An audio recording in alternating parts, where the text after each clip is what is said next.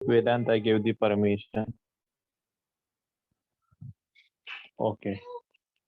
Now हम लोगों ने डायमेंशनल एनालिसिस करना है अभी। Dimensional formula, dimensional equation, dimension, ये सब कुछ हमने पढ़ लिया।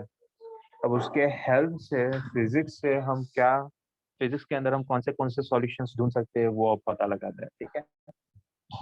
पर उससे पहले मुझे आपको प्रिंसिपल ऑफ होमोजेनिटी समझाना है।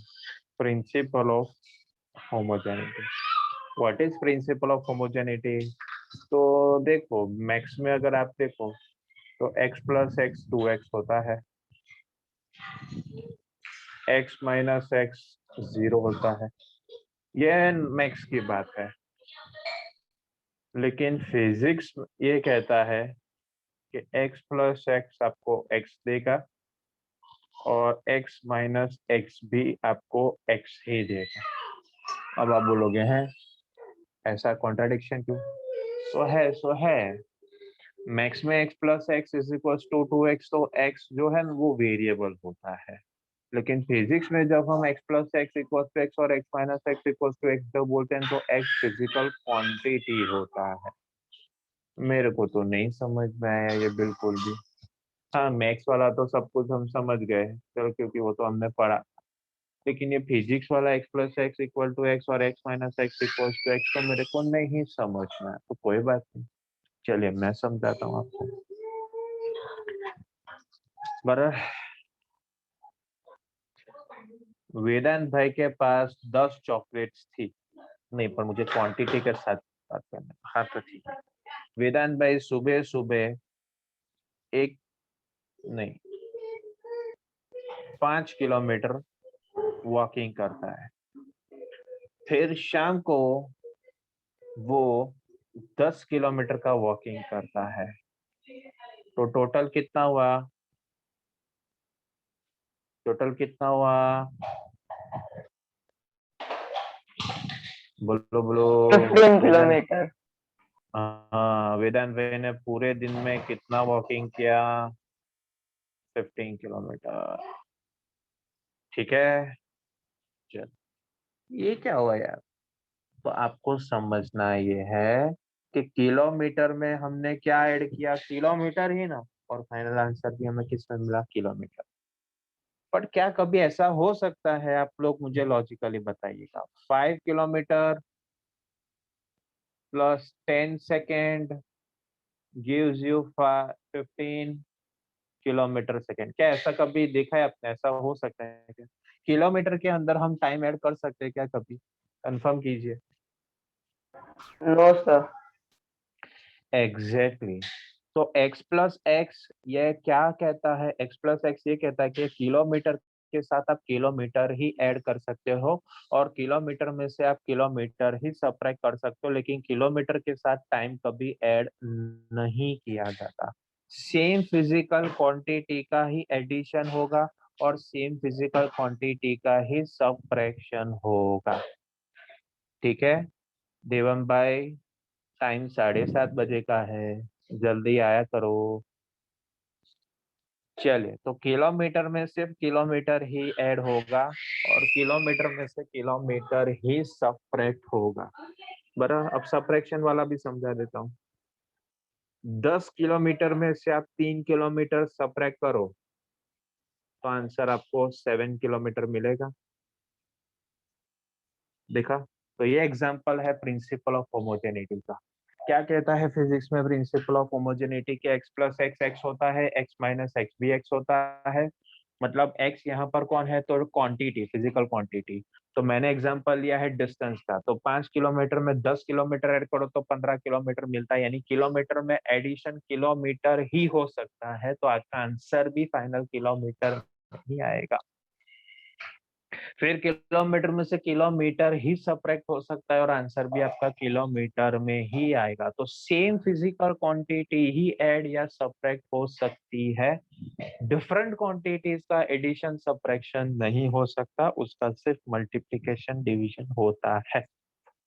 This is principle of homogeneity. All of you understood this? Please confirm.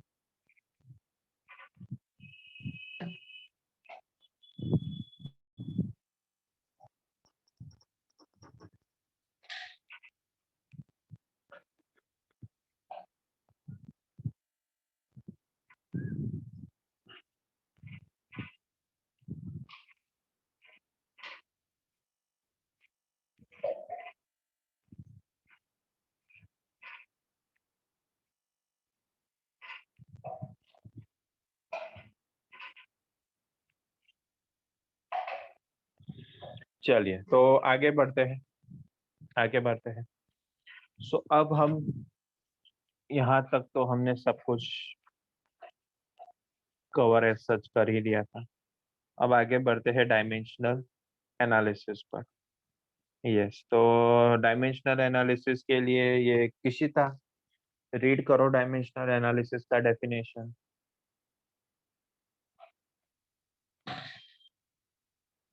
When dimensional formula are used to solve the problems in physics, it is called dimensional analysis. Yes, तो dimensional analysis क्या होता है कि physics के कोई numerical solve करने के लिए, के प्रॉब्लम सॉल्व करने के लिए अगर हम डायमेंशनल फॉर्मूला का हेल्प लेते हैं तो उसे डायमेंशनल एनालिसिस कहते हैं। कहाँ कहाँ पर डायमेंशनल एनालिसिस हम यूज करेंगे?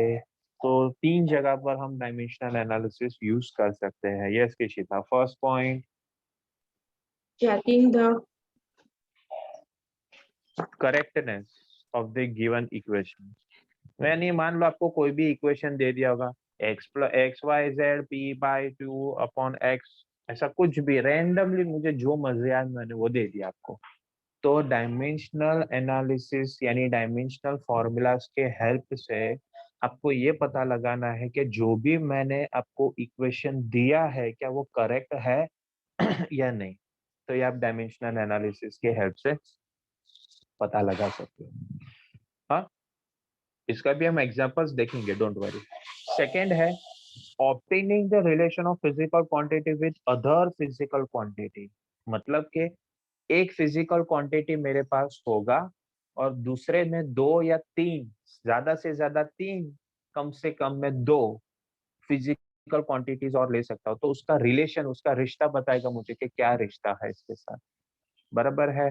मैं बोल दूंगा कि भाई काइनेटिक एनर्जी का रिलेशन आप मास और वेलोसिटी में ढूंढो, तो क्या होगा रिलेशन, कोई बताएगा मुझे? काइनेटिक एनर्जी का रिलेशन मास और वेलोसिटी में ढूंढो तो क्या होगा relation? Half mv square. Exactly, half m v square. But ये क्यों याद आया? क्योंकि ये तो हमने लोअर स्टैंडर्ड में पढ़ा था इसलिए याद है। पर और भी बहुत सारी इक्वेशंस है जो आप लोगों ने 9th-10th में नहीं पढ़ा होगा और वो अब 11th में आएगा।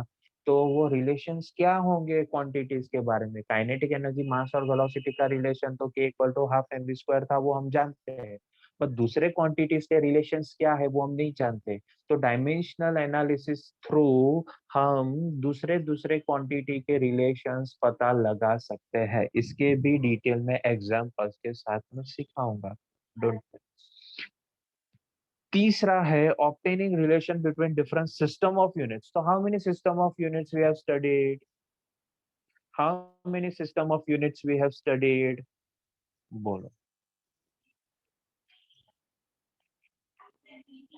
4. 4.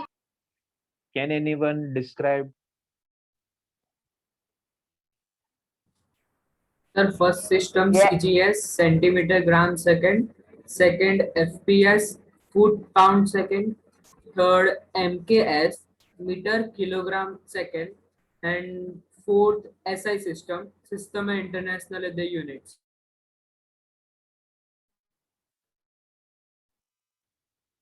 Correct, very good. तो बस ये तीसरा जो यूज है डायमेंशनल एनालिसिस का, उससे हम ये पता लगाएंगे कि सीजीएस का रिलेशन एमकेएस के साथ क्या है, या सीजीएस का रिलेशन एफपीएस के साथ क्या। हाँ, एमकेएस का रिलेशन एफपीएस के साथ क्या। एक सिस्टम ऑफ यूनिट का रिलेशन दूसरे सिस्टम ऑफ यूनिट से रिलेशन क्या है, वो भी हम डायमेंशनल एनालिसिस थ्रू पता लगा सकते हैं। So these are the 3 main uses of dimensional analysis, and in detail in detail we going to study all the 3 applications. बराबर है। फिर इतना पोर्शन अगर आप देखो तो ये सब कुछ तो मैंने ऑलरेडी आपको एक्सप्लेन कर दिया। प्रिंसिपल ऑफ होमोजेनिटी का कंसेप्ट ये हो गया, ठीक है।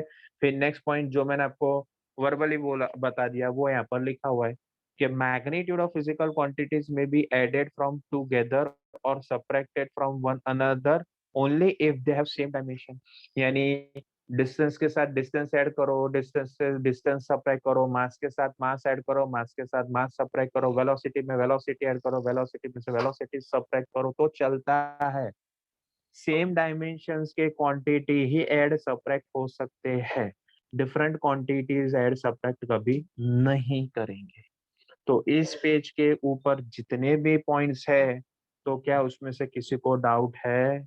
देवम भाई लेट आए थे तो क्या कुछ समझ में नहीं आया और डाउट है ऐसा कुछ तो पूछो, तो मैं एक्सप्लेन कर देता हूँ फिर से आपको।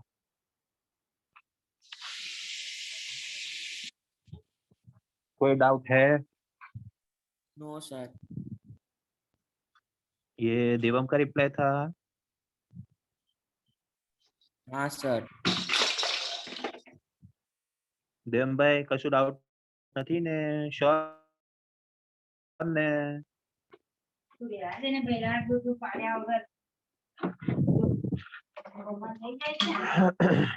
Yes DS. नो सर, नहीं है डाउट। चलिए वेरी गुड।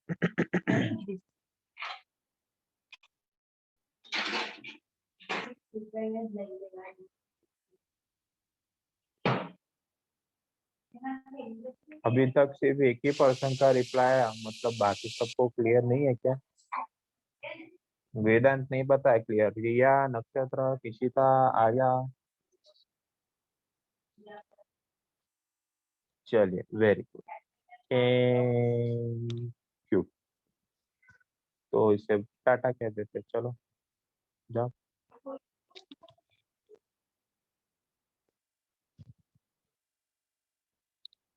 तो ये सब कुछ मैंने आपको बता ही दिया, देखिए नहीं फिर से वही बात बोलेंगे ये लोग।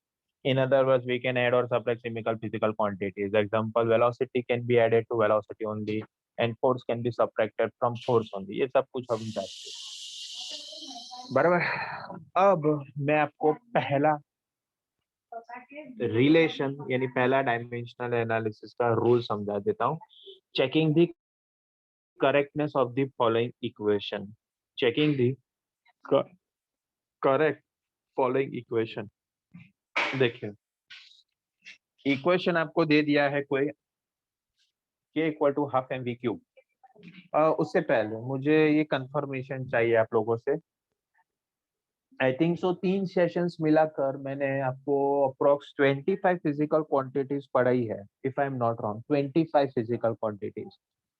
तो क्या उन 25 फिजिकल क्वांटिटीज के डायमेंशनल फॉर्मूलाज आपको याद हुए हैं? कंफर्म करो। या पहला रिप्लाई मुझे ये करो, क्या 25 टू 25 फिजिकल क्वांटिटीज आप लोग ने आपके नोट्स में लिखे हैं?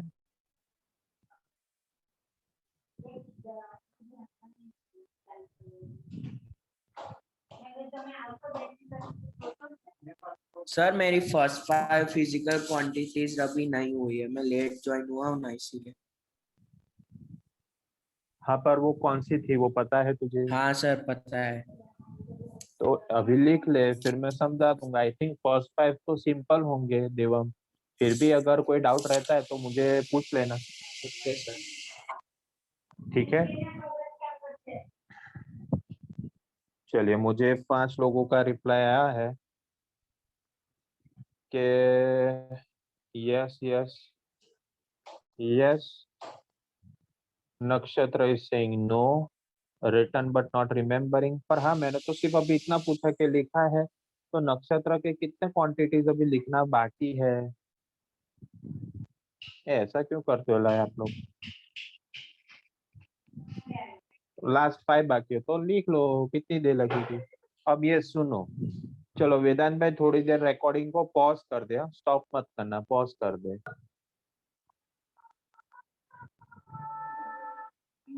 चलिए तो एक रिलेशन मुझे दे दिया है k equal to half m v cube.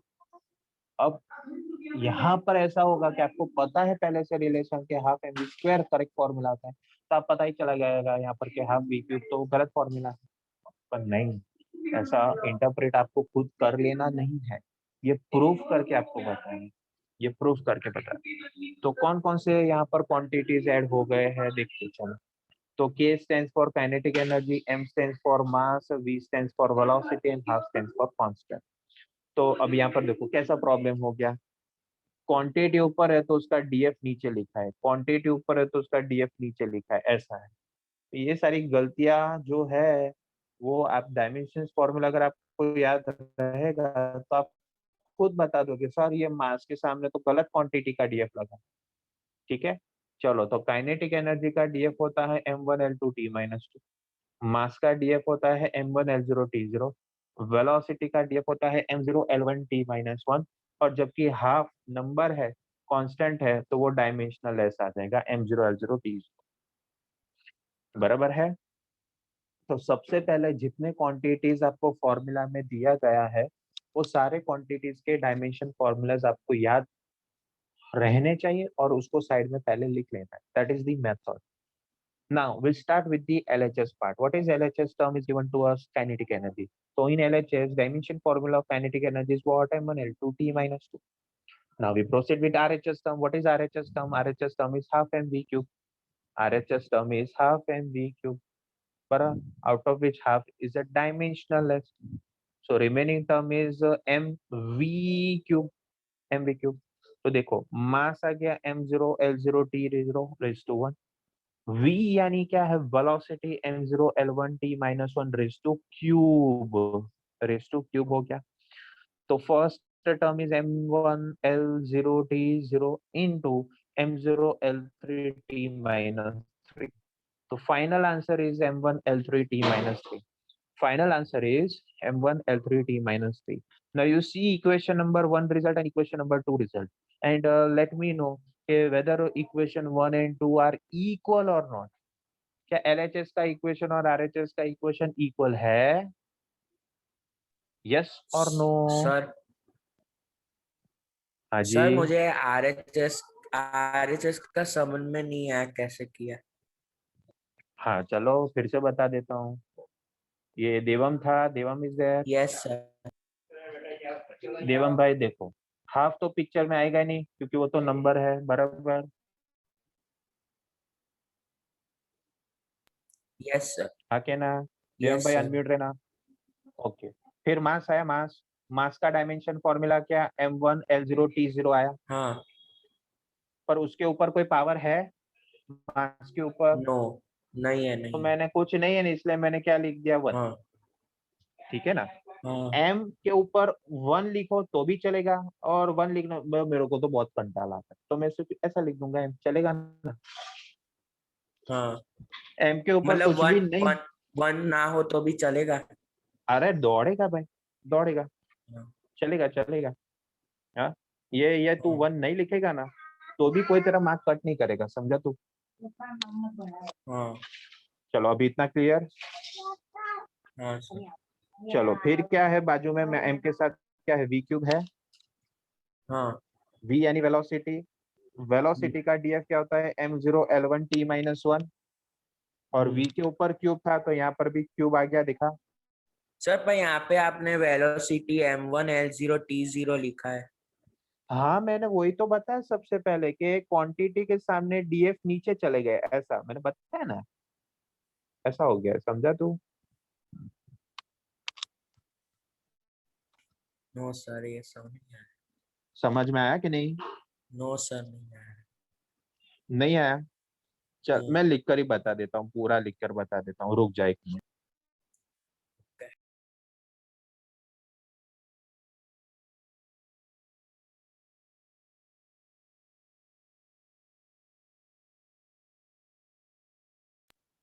चलिए देवम भाई मैं पूरा भी लिख कर फिर जो समझा देता हूँ,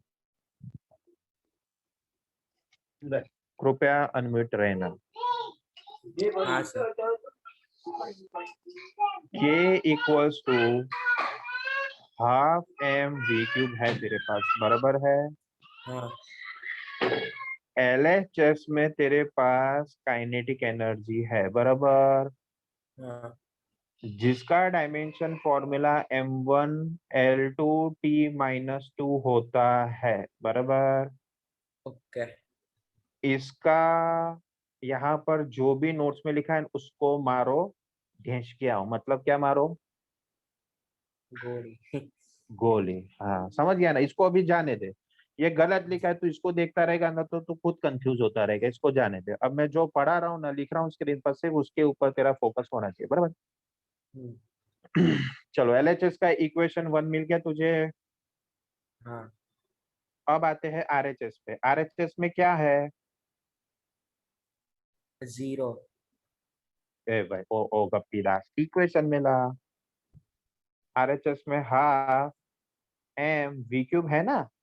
हाँ हाफ हाँ चल, अभी हाफ तो डायमेंशनलेस है, हाँ नंबर है ना, उसको क्या करने का, फिर से डिश क्या हो हम्म, बराबर। अब क्या रहा, हाफ के बाजू में क्या मास है? एम MV3 हाँ मास mv³ है, यानी पहले मास है ना, तो मास का तो एक ही हाँ मास है ना, तो m1 आएगा। उसमें लेंथ नहीं है, उसमें टाइम नहीं है, हाँ तो ये हो गया। हाँ ये मास का df मैंने लिखा भाई। फिर हाँ वेलोसिटी, वेलोसिटी होता है डिस्टेंस अपॉन टाइम, तो उसका मास का टर्म 0, डिस्टेंस आएगा 1 और टाइम चला जाएगा नीचे यानी -1। और उसका पूरे ऊपर क्यूब की ऊपर पावर कितना है, तो क्यूब है, ये पता 3 चला तेरे को। हाँ अब एक्सपांड करो चलो, तो ये आ गया m1L0T0 इंटू m0, 0 × 3 0, L⁻1 है, 1 × 3 3, 3 T के ऊपर -1 है, -1 × 3 माइनस। -3 ठीक है ना। अब सेम क्वांटिटीज के डायमेंशंस जो ऊपर पावर है वो ऐड करो। मास के ऊपर 1 है और 0 है, 1 + 0 1। 1 फिर L के पावर देखो, एक में L 3 0 है, दूसरे में 3 है, तो L3 आ 3 जाएगा। हाँ हाँ, वैसे T का क्या हो जाएगा?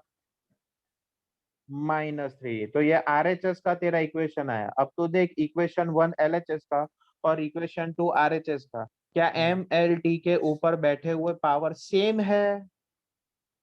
नो सेम डिफरेंट है ना हाँ डिफरेंट बराबर। तो दैट मीन्स तेरा यहाँ पर जो given equation half k = half mv³ था, वो इक्वेशन डायमेंशनली इनकरेक्ट था। समझ में आया तुझे? हाँ मतलब LHS = RHS होना चाहिए एग्जैक्टली, LHS = RHS होगा तो ही तेरा इक्वेशन डायमेंशनली वैलिड होगा। अब समझा तू? क्लियर?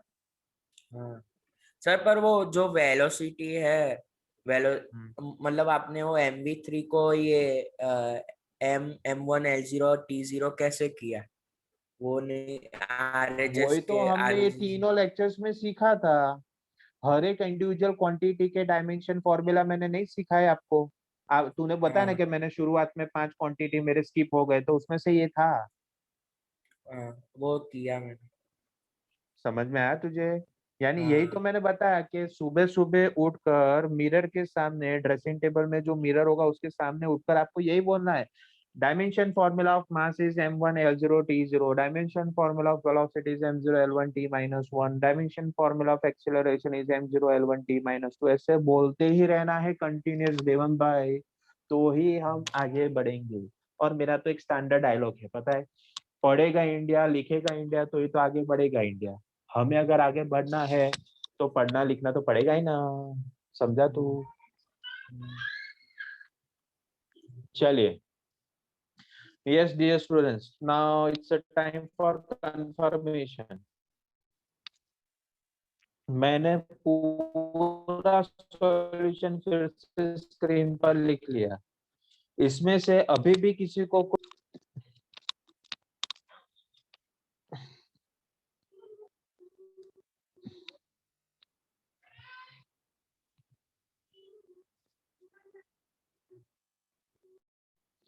देवम भाई, I am waiting for your reply.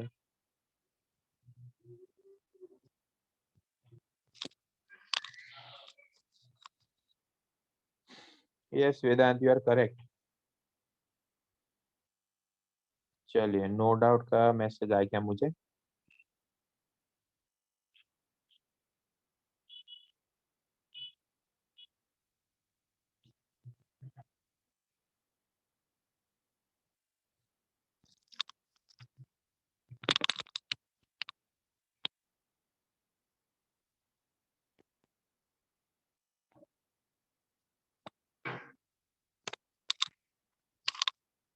चलिए, दूसरा है इक्वेशन, लेकिन वही प्रॉब्लम आ जाएगा कि आपको पहले डायमेंशन फॉर्मूला सबके याद रहने चाहिए, क्योंकि अब ये जो है ना चैप्टर नंबर 2,